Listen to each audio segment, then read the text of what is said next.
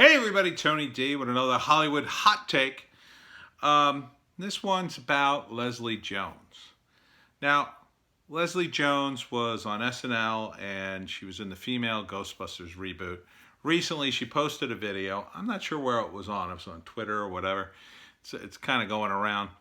And she basically talks about how she mixed it up during the Rodney King riots. And now, I don't know if she's just bragging to try to get street cred or she actually did that. But either way, it seems to me that that's a poor role model to present to younger people.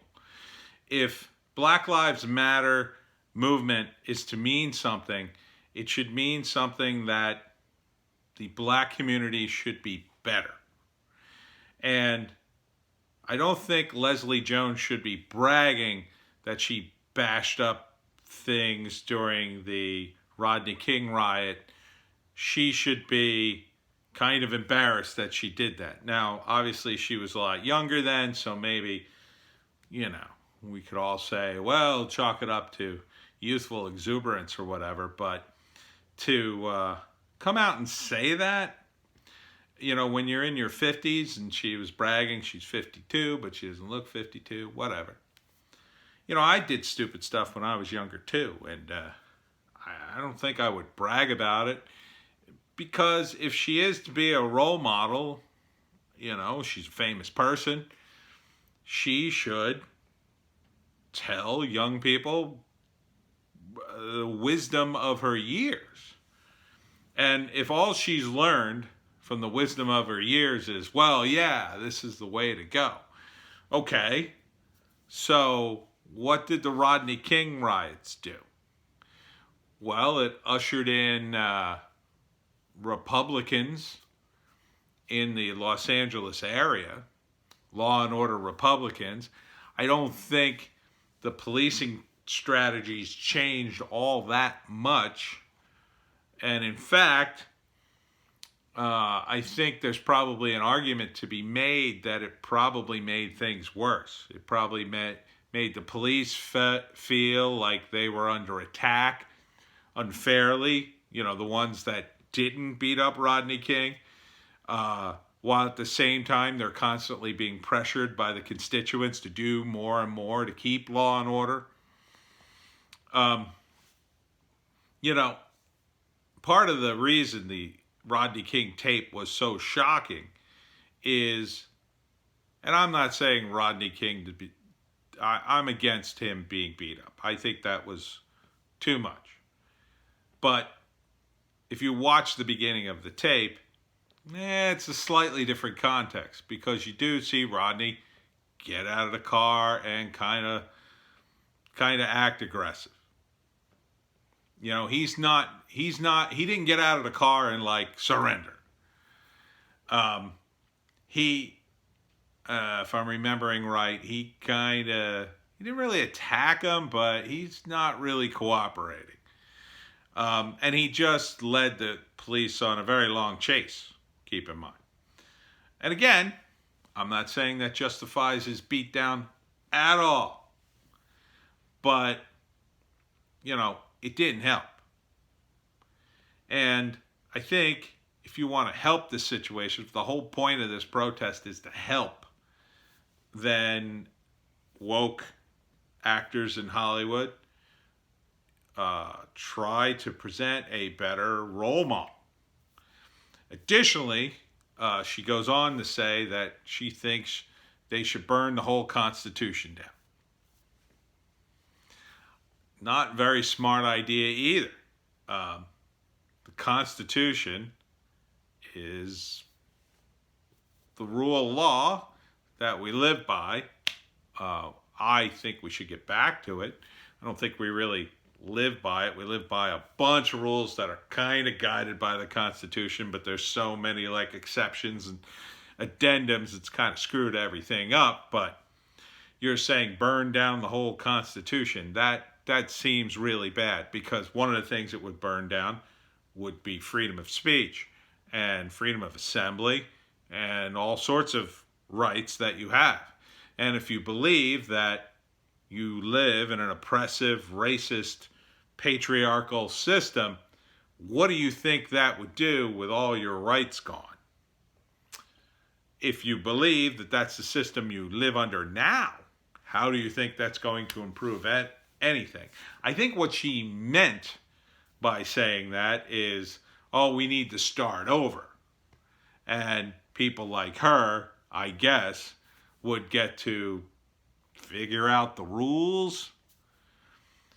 That's part of the problem with protest. It's a lot of complaining, but few solutions. So I'm a peace protester from way back, but you also have to have answers when you talk to people about the problem you're protesting.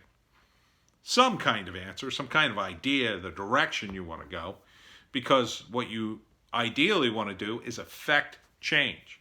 You create a movement in order to affect change. You don't create a movement just to go out and mix it up with the cops.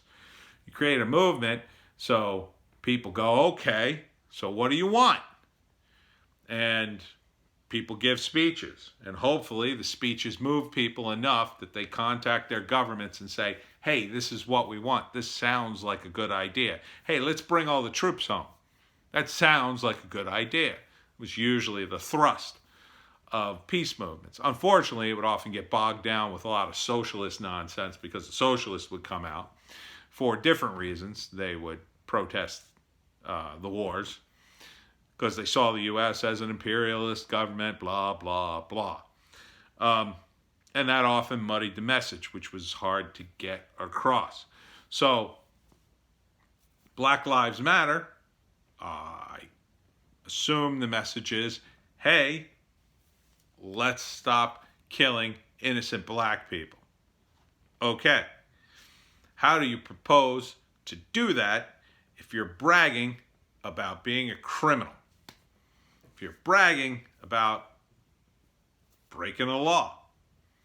Because I promise you, if someone said, we had a protest outside of Leslie Jones' house, and let me tell you, I mixed it up and broke some windows, I think she'd have something to say about it, right? She'd say, hey, don't break my windows. I'm calling the cops, or I'm calling security, or I'm coming out there with a baseball bat to chase you away. No one wants their stuff broken. And breaking a bunch of stuff isn't a policy. It isn't a message. The only thing it does is make everybody scared and reactionary about the violence, not about the issue that you want to confront. The issue to confront is police brutality. And how do you get at that? How do you change that? Well, we've tried changing it through the politicians, and you could see how effective that is. And you could see that a lot of police brutality happens in major cities that are run by, wait for it, Democrats who claim to be very progressive. But somehow their progressive ideals never seem to translate into cops not wailing on somebody. Why is that? Could it be that the progressive policies actually exacerbate the problem so badly that it puts pressure on the populace, pressure on the police, and they come to loggerheads, and it ends up ending tragically in some sort of violent thing? Maybe it's because progressive politicians promise this pie-in-the-sky utopia that they can fix all the problems with legislation. And when they make those promises, half the time they end up dumping it on the cops and saying, okay, you're now authorized to fix this. And they shouldn't be authorized to fix a lot of things. Police, I believe, or something approximating the police, are necessary. But they should have limited powers. They're essentially armed strangers you invite into your house to solve a problem. And you should really only call them when you're outnumbered, you're outgunned, and you have no other choice. You should not call them if you cannot solve an argument between you and your kid, you and your wife. You should not call them.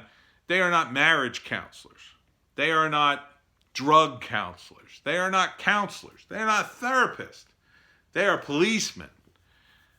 Now, they can be human beings, and maybe they can arbitrate something simple, but really you're going to drag them to your house again and again and again for every little thing.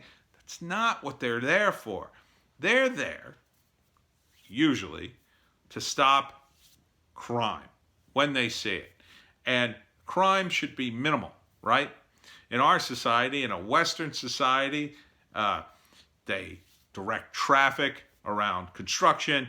They arrest speeders that go too fast. They should be going after vandals and thieves, and very, very rarely murderers and people who assault each other. Very rarely.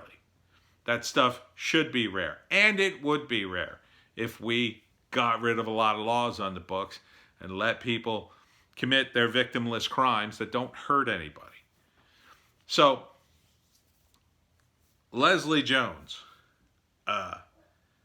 maybe it's a better idea to, in my view, raise the bar a little bit and learn from your past what I see as a mistake.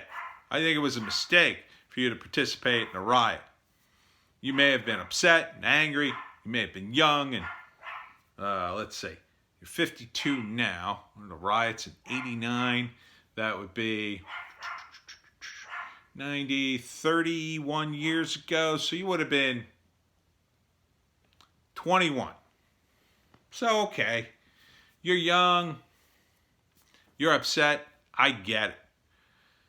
But maybe, since you're not doing that now, you might say to young people, looking back on your life as a mostly law-abiding citizen, that you would say, hey, this isn't the way to solve problems. You can't solve a problem by smashing a window. You can't solve a complex problem like police brutality by just screaming and shouting until everybody capitulates to your demands. There's a way to change policy. It's called community policing. It's called obeying the Constitution. It's called enforcing laws that we already have on the books and getting rid of all the little piddly stuff that just gets in the way. So maybe do that instead of asking us to tear down the Constitution. I mean, really.